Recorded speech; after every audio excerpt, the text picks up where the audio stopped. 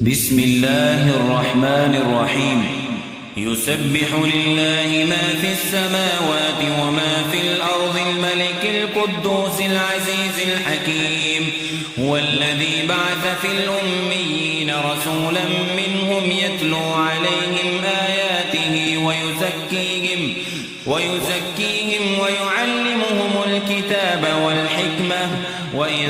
كانوا من قبل لفي ضلال مبين وآخرين منهم لما يلحقوا بهم وهو العزيز الحكيم ذلك فضل الله يؤتيه من يشاء والله ذو الفضل العظيم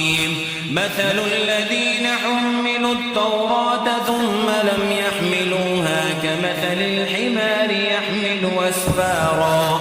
بئس مثل القوم الذين كذبوا بآيات الله والله لا يهدي القوم الظالمين قل يا أيها الذين هادوا إن زعمتم أنكم أولياء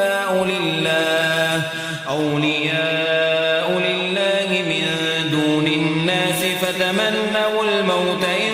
كنتم صادقين ولا يتمنونه أبدا بما قدمت أيديهم والله عليم بالظالمين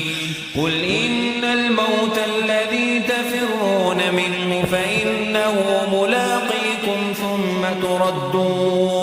ثم تردون إلى عالم الغيب والشهادة فينبئكم بما كنتم تعملون يا أيها الذين آمنوا إذا نودي للصلاة من يوم الجمعة فاسعوا إلى ذكر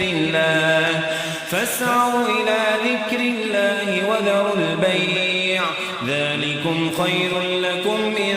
كنتم تعلمون فإذا قضيت الصلاة فانتشروا في الأرض وابتغوا من فضل الله واذكروا الله كثيرا لعلكم تفلحون وإذا رأوا تجارة أو لهوا انفضوا إليها وتركوك قائما قل ما عند الله خير